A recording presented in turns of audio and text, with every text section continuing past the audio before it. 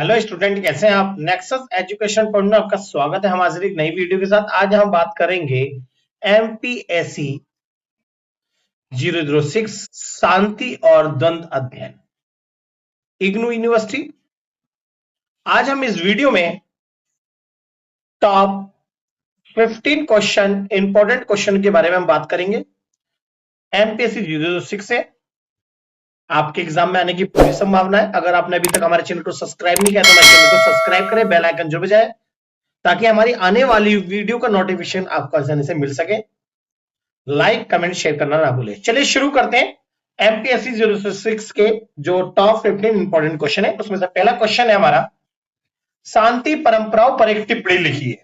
जी, शांति परंपराएं होती क्या है। वास्तव में शांति परंपराएं मानव सभ्यता के उन नैतिक, आध्यात्मिक और दार्शनिक मूल्यों को समुच्चय है जो अहिंसा, सद्भावना से अस्तित्व और न्यायपूर्ण समाज की स्थापना पर बल देती है। प्राचीन भारतीय चिंतन जैसे जैन धर्म, बौद्ध धर्म, वेदांत परंपरा से लेकर आधुनिक युग के गांधीवादी विचारों तक शांति को मानव जीवन का सर्वोच्च लक्ष्य माना है।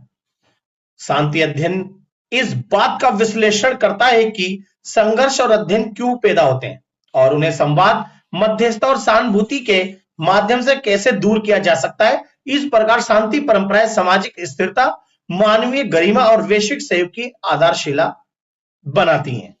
तो इस तरह से शांति स्थापित करने में प्राचीन काल से लेकर आधुनिक समय तक किन किन चीजों का अध्ययन किया गया है और शांति स्थापित करने के लिए जो जो प्रयास किए गए और जो जो हमने तकनीकें अपनाई है उन्हें ही हम शांति परंपराओं के अंतर्गत मानते हैं। शांति परंपराओं का स्वरूप जैसे अहिंसा का सिद्धांत। जी, अहिंसा के सिद्धांत के माध्यम से हमने जो अहिंसा का सिद्धांत है वो शांति परंपरा का सबसे महत्वपूर्ण स्वरूप है। विश्व अनेक दार्शनिक, धार्मिक परंपराओं जैसे बौद्ध, जैन और वैदिक चिंतन में अहिंसा को सर्वोच्च मूल्य माना।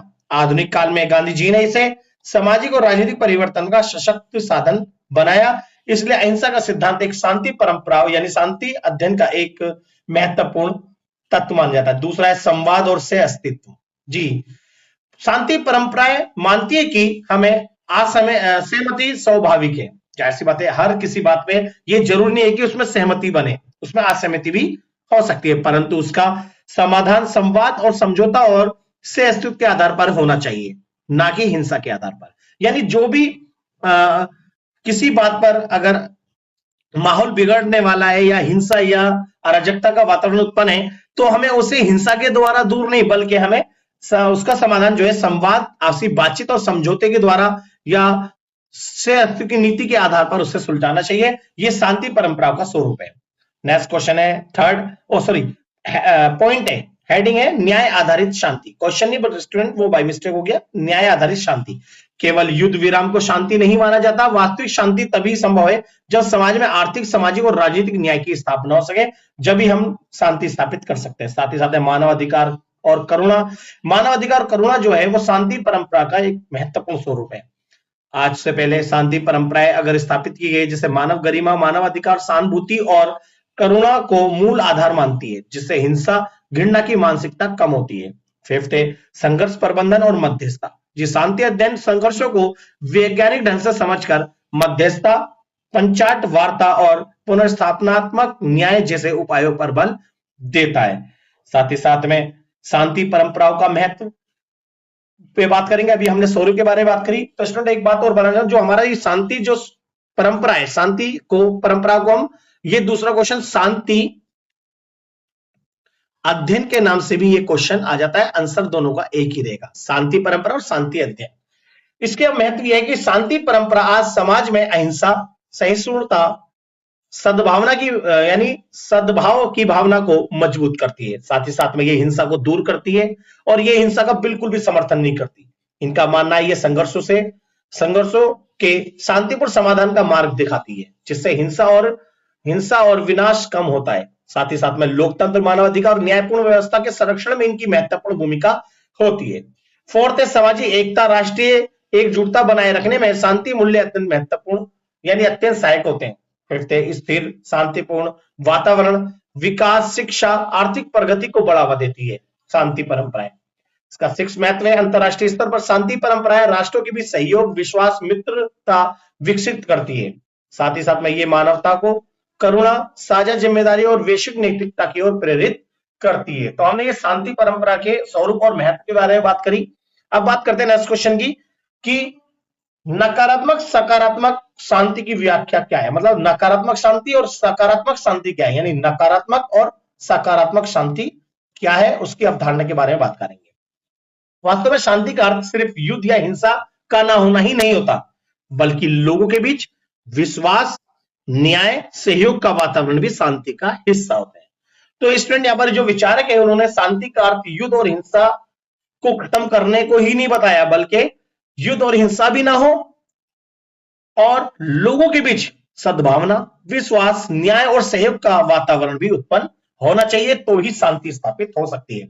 इसी आधार पर शांति को दो भागों में बांटा गया है। जैसे शांति एक नकारात्मक शांति होती है, एक सकारात्मक शांति होती है।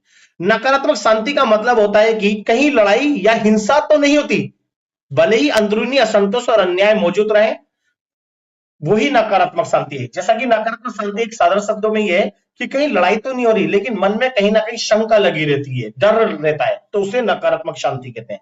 जबकि सकारात्मक शांति का अर्थ होता है कि समाज में समानता, न्याय, सम्मान और अवसर सभी को मिले, ताकि संघर्ष की जड़ ही समाप्त हो जाए। इसलिए सकारात्मक शांति स्थायी और वास्तविक शांति मानी जाती है। और यहाँ पर स्वतंत्र भी होते हैं, कोई हिंसा का कोई डर नहीं होता और उनके मन में भी कोई डर नहीं होता, तो वो शांति होती है सकारात्मक शांति। अब बात करेंगे नकारात्मक शांति होती क्या है, इसके बारे में भी देखेंगे स्टूडेंट। तो नकारात्मक शांति यानी नेगेटिव पेस, जैसे जब किसी समाज या क्षेत्र में लड़ाई झगड़ा या हिंसा ना हो, लेकिन अंदर ही अंदर असंतोष, अन्याय या डर या तनाव मौजूद रहते हैं, तो उसे नकारात्मक शांति कहते हैं। इसका पहला है बाहर से शांति, अंदर असंतोष।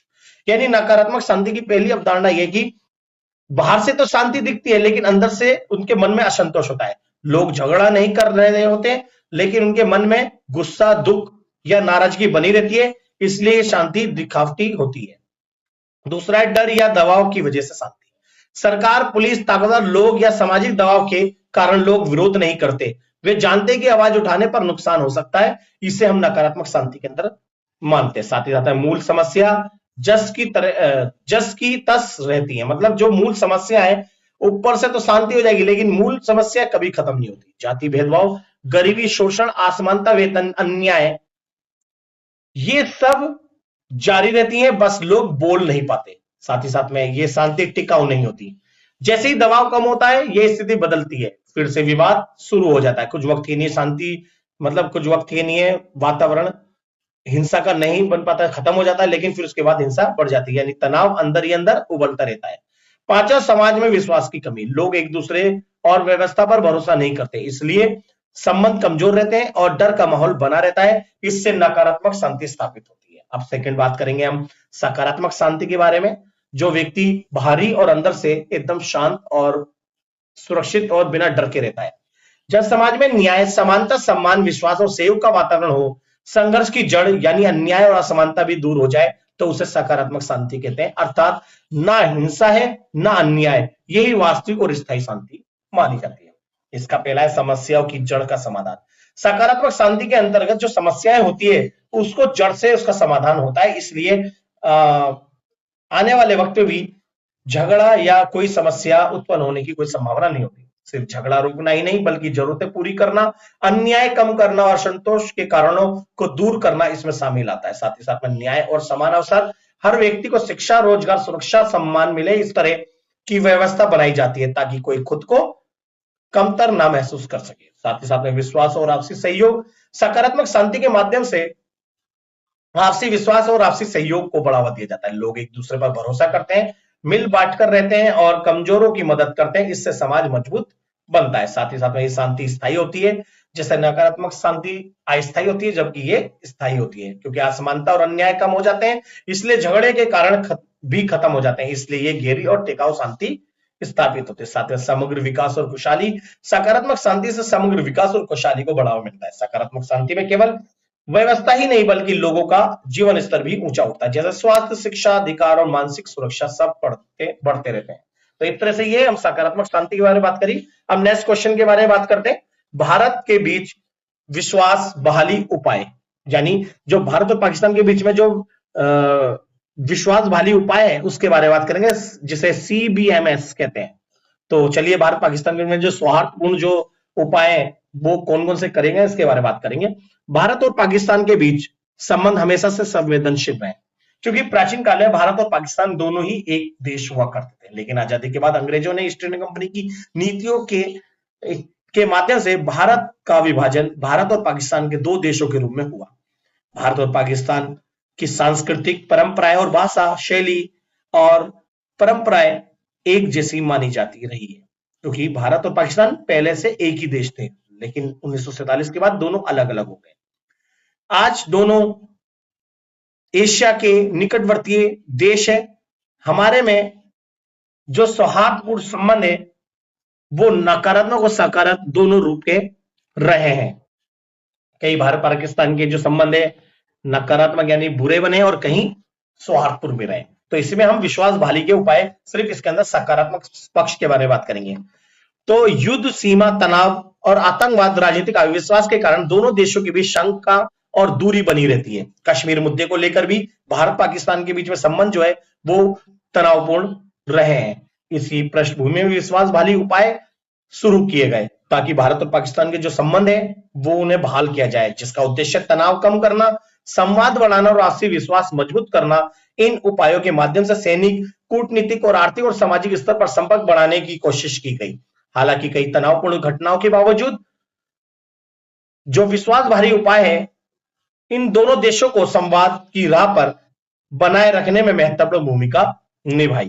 साथ ही साथ में भारत पाकिस्तान के बीच जो विश्वास बहाली उपाय है वो पहला है सीमा पर सूचना और संपर्क व्यवस्था। जी, नियंत्रण रेखा और सीमा पर हॉटलाइन तथा सैन्य अधिकारियों के बीच सीधी बातचीत से गलतफहमियां कम की जाती है, जिससे दोनों के बीच में विश्वास बहाल होता है। साथ ही व्यापार और आर्थिक सहयोग, भारत और पाकिस्तान के बीच सीमित स्तर पर सीमा पार व्यापार से आर्थिक भरोसा बढ़ाने का प्रयास किया जा रहा है, जिससे भारत और पाकिस्तान के संबंध अच्छे बन सके। साथ ही साथ लोक से लोक संपर्क, जैसे कि भारत और पाकिस्तान के जो लोग हैं वो एक दूसरे के संपर्क में है। जैसे बस सेवा जो हमारे पहले चलती थी, दिल्ली लाहौर बस सेवा, अब तो खैर बंद कर दी गई। रेल सेवा, वीजा सुविधा के माध्यम से यात्रा और सांस्कृतिक संवाद को बढ़ावा दिया। इसके अलावा खेल आयोजन किया जाता है, जो एशियाई खेल होते हैं, दूसरे देशों में नागरिक आते हैं, जिससे हम दोनों का जो बीच भारत और पाकिस्तान के बीच में विश्वास बहाली है वो बढ़ती है। साथ ही मानवीय आधार पर पहल, मछुआरों, कैदियों और विभाजित परिवारों के लिए राहत और मुलाकात की सुविधा भी दी गई, जिससे हम दोनों के संबंध सकारात्मक बने। सैन्य गतिविधियों पर पारदर्शिता, दोनों देश सीमावर्ती इलाकों में बड़े सैन्य अभ्यास या गतिविधियों की सूचना पहले से साझा करते हैं ताकि किसी तरह का डर या भ्रम पैदा ना हो। परंतु आज हाल ही में वर्तमान में यह सैन्य गतिविधियों का पारदर्शिता देखने का अभाव है। भारत अपनी तरफ से पारदर्शिता तो स्थापित करता है, लेकिन समय समय पर पाकिस्तान के द्वारा जो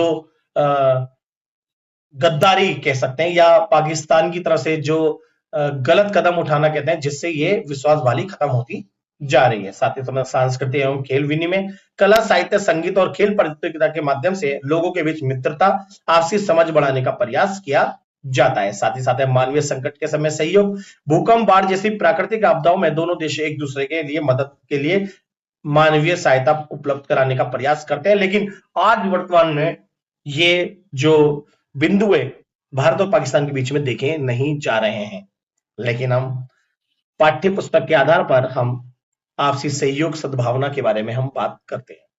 नेक्स्ट क्वेश्चन है हमारा, द्वंद्व समाधान के विभिन्न तरीके क्या हैं? जो द्वंद्व यानी संघर्ष, या द्वंद्व मतलब होता है एक तरह से अराजकता का माहौल, या कह सकते हैं कि जो संघर्ष या हिंसा जो होती है वो द्वंद्व होता है।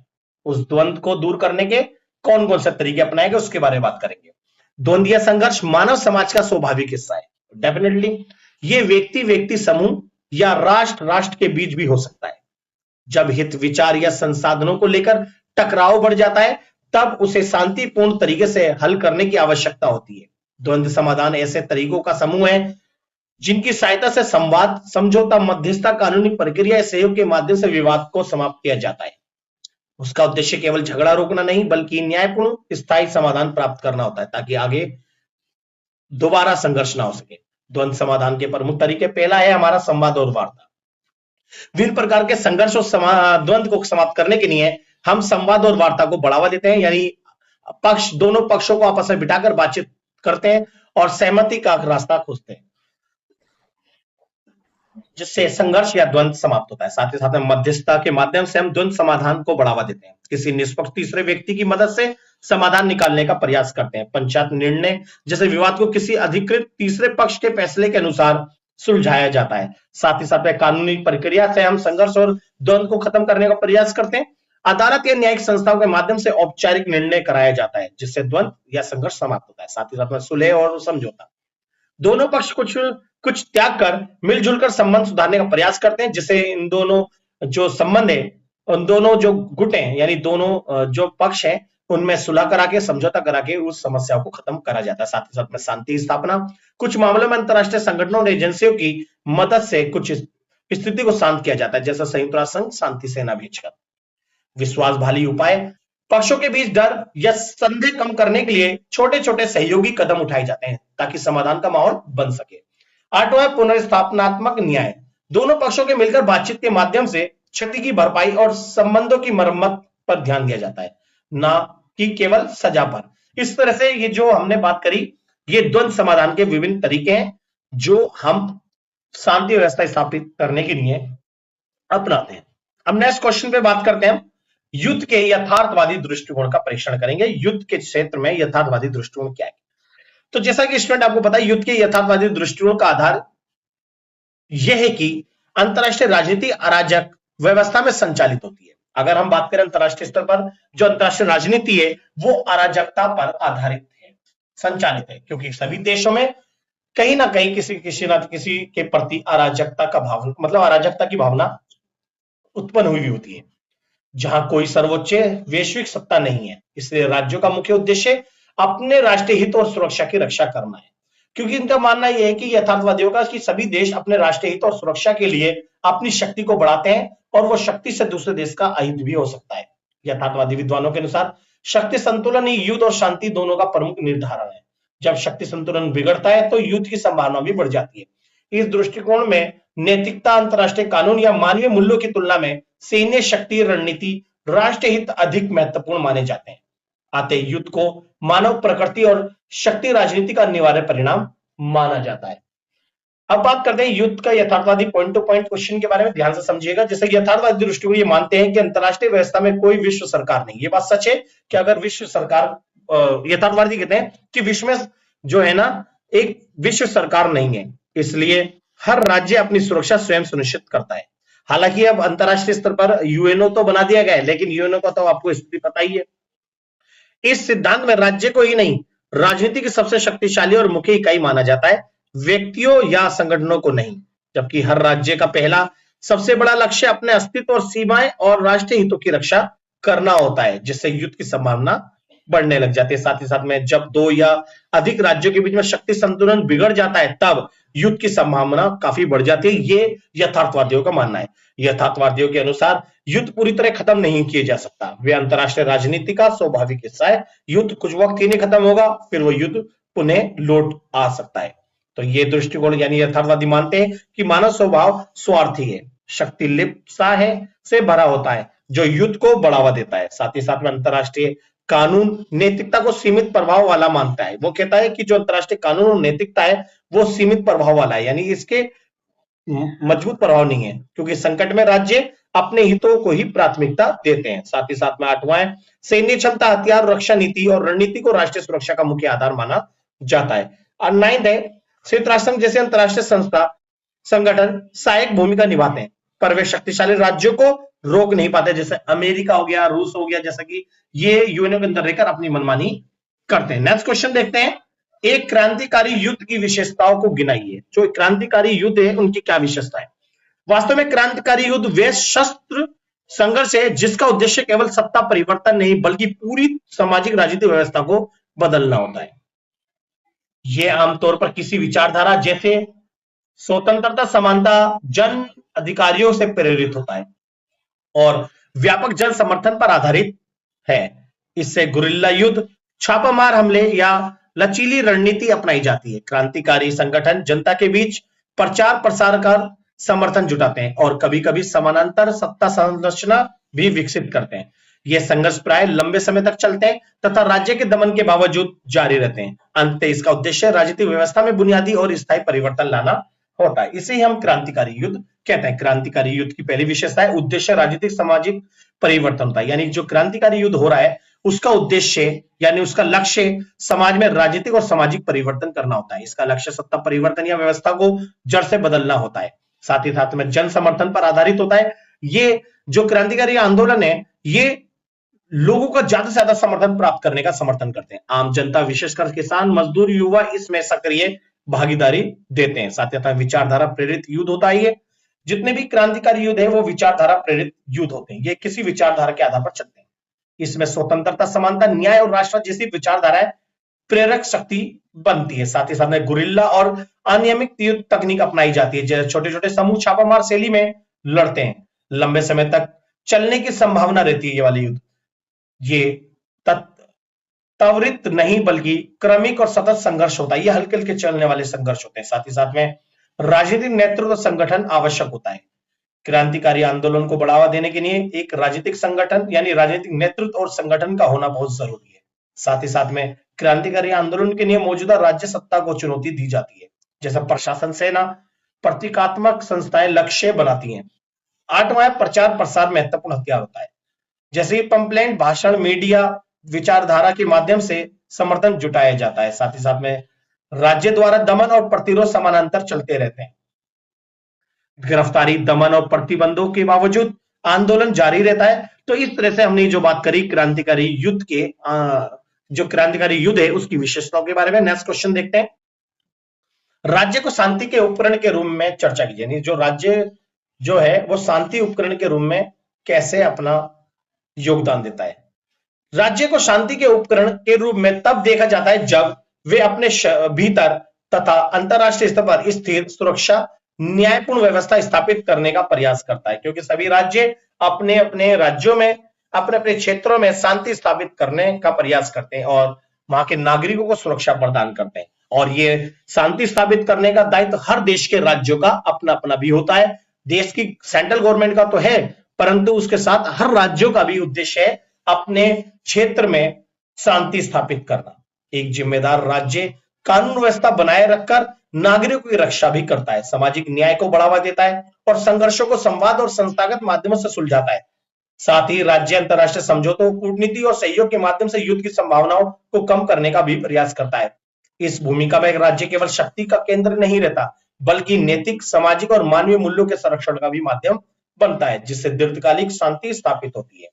राज्य को शांति के उपकरण के रूप में चर्चा कीजिए। जैसे कि राज्य शांति के उपकरण के रूप में जैसे राज्य आंतरिक कानून व्यवस्था बनाए रखकर सामाजिक शांति सुनिश्चित करता है। साथ ही साथ में न्यायपालिका कानून के माध्यम से विवादों का शांतिपूर्ण समाधान राज्य करता है। तीसरा, राज्य नागरिकों की सुरक्षा अधिकारों की रक्षा भी करता है और लोगों को अधिकार स्वतंत्रता देना उनकी रक्षा करना राज्य का काम है। राज्य सामाजिक न्याय समानता को भी बढ़ावा देता है। साथ ही साथ में राज्य कूटनीति के जरिए अंतरराष्ट्रीय संघर्षों को भी कम करता है। साथ ही साथ में राज्य शांति समझौते यानी जितने भी समझौते और संधियां होती है वो सब राज्य के द्वारा होती है, इसलिए राज्य जो है शांति समझौते और संधियों का समर्थन भी करता है। शिक्षा जागरूकता से शांतिपूर्ण सहस्तित्व को प्रोत्साहित भी राज्य करता है। साथ ही साथ में अंतरराष्ट्रीय संगठनों के साथ सहयोग भी करता है। राज्य सैन्य शक्ति का उपयोग केवल रक्षा शांति स्थापना के लिए भी करता है। नैतिक मूल्यों और मानवतावाद को सुरक्षित कर स्थायी शांति का वातावरण बनाने का भी काम राज्य का राज्य ये जो राज्य है ये शांति के उपकरण के रूप में काम करता है। नेक्स्ट क्वेश्चन है हमारा, मानव प्रकृति अनिवार्य रूप से शांतिपूर्ण है। तो बच्चे ये सुरक्षा का टॉपिक आ जाए या मानव सुरक्षा आ जाए, कोई सा भी अगर क्वेश्चन आता है ये मानव सुरक्षा वाला क्वेश्चन आपका फिट बैठ जाएगा, इसे आप अच्छे से कर दीजिएगा। वास्तव में मानव प्रकृति अनिवार्य रूप से शांतिपूर्ण है। यानी मानव सुरक्षा होती क्या है? मानव प्रकृति अनिवार्य रूप से शांतिपूर्ण है।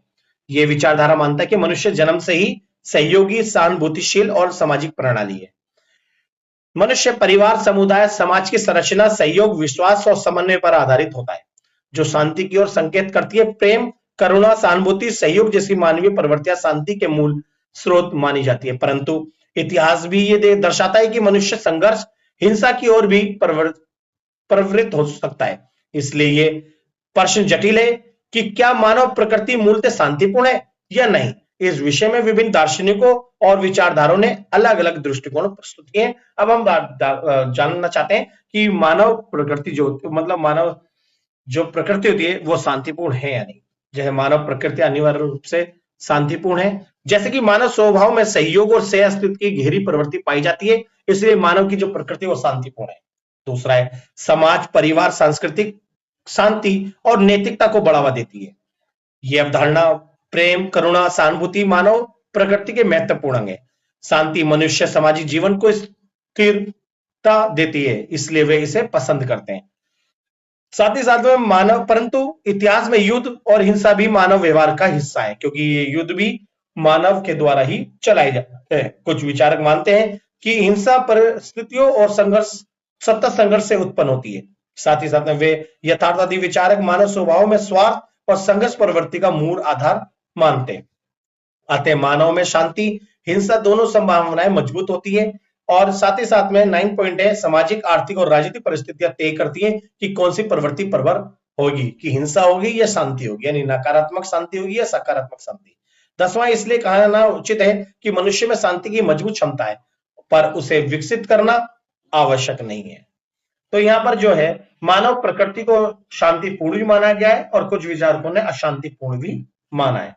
नेक्स्ट क्वेश्चन देखेंगे, विवादों के शांतिपूर्ण समाधान के तरीकों के रूप में वार्ता का परीक्षण कीजिए। जी, विवादों के शांतिपूर्ण समाधान में जो वार्ता है यानी कन्वर्सेशन, जो बैठकर बातचीत कराते हैं, वो शांति व्यवस्था बनाए रखने का एक तकनीक है।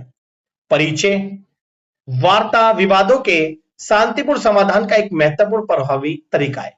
इसमें विवादित यानी जिससे विवाद हुआ है पक्ष प्रत्यक्ष संवाद के माध्यम से अपनी अपनी समस्याएं, हित और अपेक्षा सामने रखते हैं। यानी जिनके अंदर झगड़ा हुआ है उन्हें आपस में बिठाते हैं, वो अपने अपने पक्ष सामने रखते हैं तथा आपसी समझ से समाधान खोजने का प्रयास करते हैं। वार्ता में बल प्रयोग, हिंसा या दबाव की बजाय तर्क, समझ, समझौता, सहयोग को महत्व दिया जाता है। यानी यहाँ पर वार्ता के अंदर ना तो लड़ाई झगड़ा होता, बल्कि ये शांतिपूर्ण तरीके से बातचीत के द्वारा अपने अपने समस्याओं को रखते हैं, अपने अपने पक्ष को रख के फिर उसका एक निष्कर्ष निकालते हैं। ये तरीका न केवल अंतरराष्ट्रीय राजनीति में बल्कि घरेलू राजनीति, औद्योगिक विवादों, सामाजिक संघर्षों तथा व्यक्तिगत स्तर भी अत्यंत महत्वपूर्ण उपयोगी सिद्ध हुआ है। सफल वार्ता से पारंपरिक अविश्वास दूर होता है, रिश्ते मजबूत होते हैं और स्थायी शांति की संभावना बढ़ती है। और ये सारी चीजें सिर्फ वार्ता से ही संभव होती है और समाज में सकारात्मक रिश्ते भी बनते हैं। विवादों के शांतिपूर्ण समाधान के तरीकों के रूप में वार्ता का क्या रोल है। वार्ता में विवादित पक्ष सीधे संवाद और माध्यम से समाधान खोजते हैं, और जब वार्ता होती है तो आने वाले युद्धों को रोका जाता है और आने वाली समस्याओं को बातचीत के द्वारा जब खत्म हल कर दिया जाता है। ये हिंसा रहित होते हैं, यानी वार्ता जो होती है इसमें कोई हिंसा नहीं होती, ये शांतिपूर्ण प्रक्रिया होती है जिससे हम विवादों को दूर करते हैं। साथ ही साथ में जो दोनों पक्ष हैं, यानी जिन दो पक्षों के बीच में विवाद हुआ है, उन दोनों पक्षों को अपने हित और चिंताएं खुले रूप से व्यक्त करते हैं। साथ ही साथ में वार्ता के माध्यम से समझौते और सहयोग की भावना इस प्रक्रिया का आधार बनती है। तटस्थ मध्यस्थ की भी वार्ता को सुगम बनाते हैं। साथ ही साथ में इससे विश्वास और तनाव कम होता है। वार्ता से समय और संसाधनों की बचत होती है। वार्ता कराने से नहीं, विवादित पक्षों के बीच में जो वार्ता होती है उसे अंतरराष्ट्रीय स्तर पर युद्ध की आकांक्षा भी कम होती है। साथ ही साथ परिणाम प्राय स्वेच्छा से स्वीकार्य होते हैं, यानी जो वार्ता होती है दोनों पक्षों के बीच में वो अधिकतर स्वीकार्य होती है। दोनों पक्ष उस बात को स्वीकार करके विवाद को खत्म करते हैं। साथ ही में इसकी प्रासंगिकता आपसी सद्भाव, धैर्य, संवादना क्षमता पर निर्भर करती है। तो इस तरह से हम विवादों के शांतिपूर्ण समाधान के लिए वार्ता को अपनाते हैं। ये वार्ता की जो प्रमुख विशेषताएं, जो वार्ता के माध्यम से हम सहयोगपूर्ण संबंध और विवादों को शांतिपूर्ण तरीके से सुलझाते हैं। नेक्स्ट क्वेश्चन है हमारा, शांति और संघर्ष के लिए गांधीवादी दृष्टिकोण। जी, आपको पता है गांधी जी ने हमेशा विश्व में, देश में शांति की स्थापना और संघर्ष को खत्म करने का प्रयास किया, परंतु शांति और संघर्ष उनके सत्याग्रही हथियार भी रहे और वो हमेशा अहिंसा और सत्याग्रह के माध्यम से देश में शांति और संघर्ष को दूर करने का प्रयास करते हैं। महात्मा गांधी जी ने शांति और संघर्ष के विषय में अहिंसा, सत्य, नैतिकता पर आधारित दृष्टिकोण विकसित किया। उनके अनुसार हिंसा किसी भी समय में स्थायी समाधान नहीं होती। गांधी जी कहते हैं कि जो हिंसा होती है उससे कभी भी हम शांति और संघर्ष को दूर नहीं कर सकते। यानी कुछ वक्त के लिए तो हिंसा से हम शासन यानी शांति ला सकते हैं, लेकिन वो स्थायी रूप से हम स्थापित नहीं कर सकते। इसलिए गांधी जी ने अहिंसा और सत्य और नैतिकता को, शांति और संघर्ष को दूर करने का मार्ग बताया, जो स्थायी होती है, बल्कि घृणा विनाश को जन्म देती है। गांधी जी मानते थे कि मनुष्य मूलतः नैतिक प्राणी और सत्य और करुणा के माध्यम से संघर्षों का समाधान संभव है। उन्होंने सत्याग्रह को शांतिपूर्ण प्रतिरोध का सशक्त बनाया, जिसमें अन्याय का विरोध बिना हिंसा और घृणा के किया जा सकता है। उनका विश्वास था कि संवाद, सहिष्णुता और आत्मशुद्धि के माध्यम से ही स्थायी शांति स्थापित की जा सकती है। शांति और संघर्ष के लिए गांधी जी का दृष्टिकोण, सबसे पहले गांधी जी ने शांति और संघर्ष के लिए अहिंसा और सत्य को सबसे महत्वपूर्ण माना। उनका मानना था कि अहिंसा और सत्य पर, यानी जो शांति और संघर्ष है वो अहिंसा और सत्य पर आधारित होना चाहिए। साथ ही साथ में उन्होंने शांति और संघर्ष के लिए उनका विचार था कि हिंसा को अनैतिक और आत्मविश्वास विनाशकारी माना जाता है। मतलब जो हिंसा जो होती है वो अनैतिक होती है और आत्मा विनाशकारी होती है, इसलिए हिंसा को बिल्कुल भी नहीं अपना चाहिए। शांति अहिंसा यानी शांति और संघर्ष को खत्म केवल अहिंसा के मार्ग से ही किया जा सकता है। गांधी जी के अनुसार सत्याग्रह शांतिपूर्ण प्रतिरोध का प्रमुख साधन है। अन्याय का विरोध बिना घृणा और बदले की भावना के किया जा सकता है। गांधी जी के दृष्टिकोण के अनुसार नैतिक शक्ति को भौतिक शक्ति से श्रेष्ठ माना जाता है। यहां तक कि इन्होंने अपने दृष्टिकोण के माध्यम से संवाद, सहयोग और समझदारी को महत्व दिया। इन्होंने अपने सिद्धांत में आत्मनियंत्रण और आत्मशुद्धि पर विशेष बल दिया। शांति को केवल राजनीति नहीं बल्कि नैतिक लक्ष्य भी माना। साथ ही गांधी दृष्टिकोण मानवता और करुणा पर आधारित है। ये आधुनिक विश्व में भी शांति निर्माण के लिए प्रासंगिक माना जाता है। तो गांधी जी ने शांति और संघर्ष के लिए अपने दृष्टिकोण को प्रकट करा और उनके जो सभी दृष्टिकोण के जो सारे बिंदु वो सकारात्मक है और इनका आधार अहिंसा, सत्य और नैतिकता पर है, जिसके आधार पर हम स्थायी शांति और संघर्ष को दूर कर सकते हैं। नेक्स्ट क्वेश्चन है हमारा 11, परमाणु युग में पारंपरिक युद्ध के मुद्दों का परीक्षण कीजिए। जो परमाणु युग है, जो आपको पता है कि द्वितीय विश्व के दौरान से ही अब विश्व में परमाणु बम बनने लगे थे, कि अमेरिका ने जब जापान के ऊपर अपने परमाणु बम का प्रयोग किया था, तो जब से परमाणु युग शुरू हो गया। इसमें पारंपरिक युद्ध के मुद्दे क्या थे? द्वितीय विश्व के बाद परमाणु हथियारों के आगमन ने युद्ध की प्रकृति को मूल रूप से बदल दिया। अब पूर्ण युद्ध का अर्थ मानव सभ्यता के व्यापक विनाश से जुड़ा हो गया। इस परिस्थितियों में यह प्रश्न उठता है कि क्या पारंपरिक युद्ध अब भी संभव है? पारंपरिक मतलब पहले जो बिना परमाणु बम के युद्ध होते थे और उपयोगी है।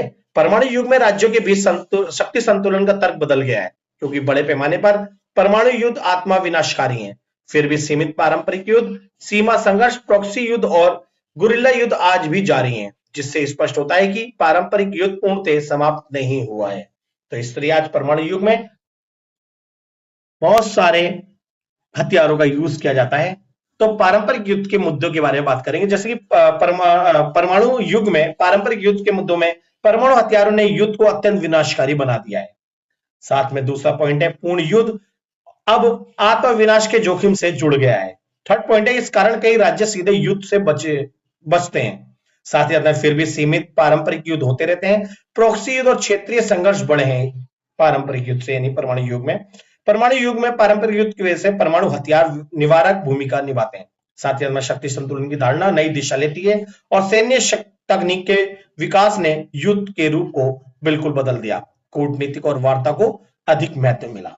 नेक्स्ट क्वेश्चन है, संयुक्त राष्ट्र शांति की विशेषताओं के बारे में बताइए। जो हमारी एक अंतरराष्ट्रीय संस्था है संयुक्त राष्ट्र संघ, उन्होंने शांति कैसे स्थापित करी और शांति स्थापित करने की क्या विशेषता। जैसे कि संयुक्त राष्ट्र संघ का गठन, जो इसकी स्थापना हुई थी 1945 में हुई थी, 51 देशों ने करी थी। आज वर्तमान में इसके 193 देश है। अंतरराष्ट्रीय शांति और सुरक्षा बनाए रखने के उद्देश्य से की गई। इस संयुक्त राष्ट्र संघ का उद्देश्य आने वाले युद्धों को रोकना, विश्व में शांति की स्थापना करना इसका परम लक्ष्य था। द्वितीय विश्व के विनाशकारी अनुभव ने विश्व समुदाय को यह महसूस कराया कि युद्ध के स्थान पर सहयोग, वार्ता और सामूहिक सुरक्षा व्यवस्था आवश्यक है, क्योंकि युद्ध से केवल विनाश होता है और उससे केवल आर्थिक नुकसान होता है।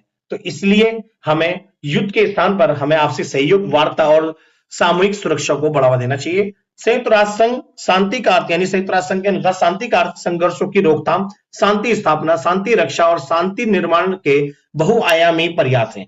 इसमें न केवल सैन्य पर्यवेक्षक शांति सेना शामिल होती है, बल्कि मानवीय सहायता, लोकतांत्रिक संस्थाओं का विकास, मानवाधिकार संरक्षण और पुनर्निर्माण भी शामिल है। इस प्रकार संयुक्त राष्ट्र वैश्विक शांति व्यवस्था का प्रमुख संस्थागत मंच है। संयुक्त राष्ट्र संघ की शांति की विशेषता, पहला है सामूहिक सुरक्षा के सिद्धांत पर आधारित है।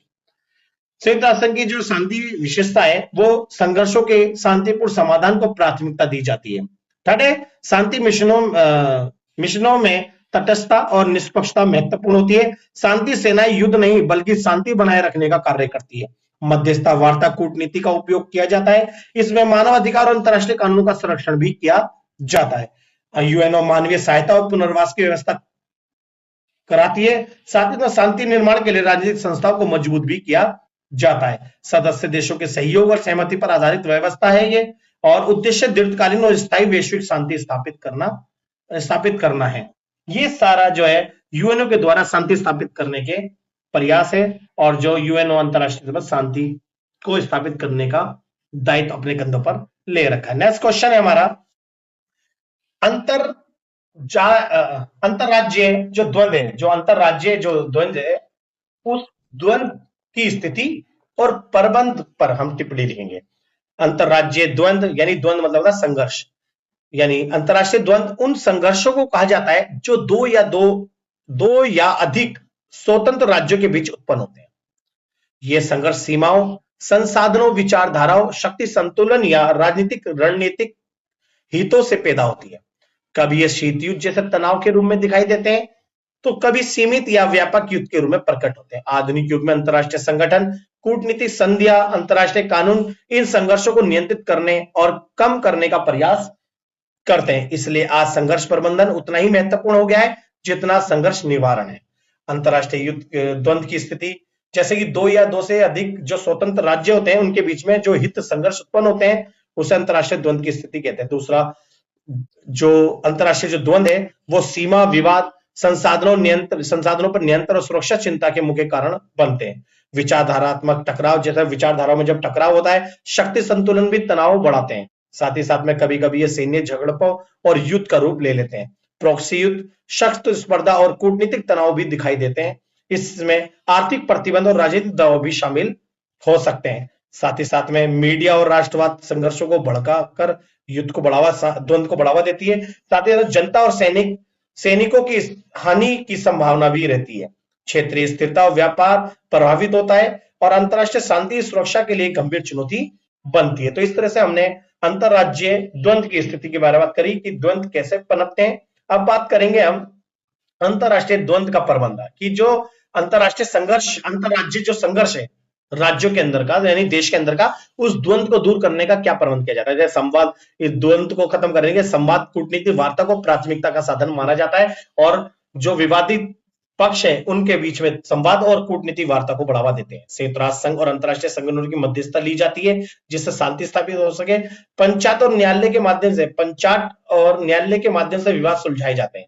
साथ ही साथ में शांति समझौते और संधि लागू की जाती है जिससे शांति स्थापित हो, द्वंद्व खत्म हो सके। विश्वास निर्माण उपाय जैसे सीमा बैठते हैं और सूचना विनिमय उपाय बनाए जाते हैं। सैन्य तनाव घटाने के लिए नियंत्रण तंत्र बनाए जाते हैं। साथ ही साथ में आर्थिक सहयोग और क्षेत्रीय मंचों का उपयोग किया जाता है और मानवीय सहायता और पुनर्वास को प्राथमिकता दी जाती है। साथ ही साथ में मीडिया संवाद के माध्यम से शांति संदेश फैलाए जाते हैं और उद्देश्य युग रोककर स्थायी संतुलित शांति स्थापित करना होता है। तो इस तरह से हमने ये प्रबंधन माना जिससे द्वंद्व को समाप्त किया जा सके। नेक्स्ट क्वेश्चन पे बात करते हैं हम, शांति अध्ययन के लिए राजनीतिक अर्थव्यवस्था दृष्टिकोण क्या है, समझाइए। मतलब शांति अध्ययन के लिए जो राजनीतिक व्यवस्था दृष्टिकोण है वो दृष्टिकोण क्या कहते हैं उसके बारे में बात करते हैं। राजनीतिक व्यवस्था दृष्टिकोण शांति अध्ययन में ये मानता है कि शांति और संघर्ष केवल राजनीतिक कारणों से नहीं होते। इनका कहना है कि जो शांति और संघर्ष हो रहा है ये राजनीतिक कारणों से नहीं बल्कि आर्थिक ढांचे, संसाधनों के वितरण और विकास नीतियों से भी गहराई से जुड़े होते हैं। इस दृष्टिकोण के अनुसार गरीबी, असमानता, बेरोजगारी, शोषण, उपनिवेशवाद और वैश्विक पूंजीवादी व्यवस्था संघर्ष और हिंसा को जन्म देती है। जब संसाधनों का न्यायपूर्ण और समान वितरण नहीं होता तब सामाजिक राजनीतिक तनाव बढ़ते हैं। अतः स्थायी शांति तभी संभव है जब आर्थिक न्याय, समानता, अवसर, विकास, सामाजिक सुरक्षा सुनिश्चित है। इसलिए राजनीतिक व्यवस्था शांति को आर्थिक संरचना और सत्ता संबंधों के संदर्भ में समझाने का प्रयास करती है। शांति अध्ययन के लिए राजनीतिक अर्थव्यवस्था का दृष्टिकोण, जैसे कि यह दृष्टिकोण शांति को आर्थिक संरचना और शक्ति संबंधों से जोड़कर देखते हैं। इनका मानना है कि शांति और संघर्ष है, ये राजनीति से संबंधित नहीं, बल्कि इनका जो उद्देश्य राजनीति नहीं बल्कि आर्थिक संरचना और शक्ति संबंध भी है। सेकंड है गरीबी, असमानता, बेरोजगारी को संघर्ष के प्रमुख कारण मानते हैं। उपनिवेशवाद वैश्विक पूंजीवादी व्यवस्था से उत्पन्न असमानता तनाव को बढ़ाती है। साथ ही साथ में संसाधनों के असमान वितरण से सामाजिक और जातीय संघर्ष भी पैदा होते हैं। आर्थिक शोषण हिंसा और असुरक्षा को जन्म देती है। इसके साथ स्थायी शांति के लिए आर्थिक न्याय और समान अवसर आवश्यक माने जाते हैं कि लोग को आर्थिक न्याय और समान अवसर प्रदान करें जिससे स्थायी शांति स्थापित हो सके। साथ ही साथ में विकास नीतियों को समावेशी और न्यायपूर्ण बनाना चाहिए। साथ ही साथ सामाजिक सुरक्षा कल्याणकारी नीतियां शांति को मजबूत करती हैं। अंतरराष्ट्रीय आर्थिक संबंध भी शांति पर प्रभाव डालते हैं। नेक्स्ट क्वेश्चन देखते हैं, युद्ध के व्यवस्था स्तरीय विश्लेषण सिद्धांत का उल्लेख कीजिए। जी इंपॉर्टेंट क्वेश्चन है, युद्ध की व्यवस्था स्तरीय विश्लेषण क्या होता है देखते हैं। व्यवस्था स्तरीय विश्लेषण अंतरराष्ट्रीय राजनीति में युद्ध को पूरे वैश्विक या अंतरराष्ट्रीय व्यवस्था की संरचना के संदर्भ में समझने का प्रयास करता है।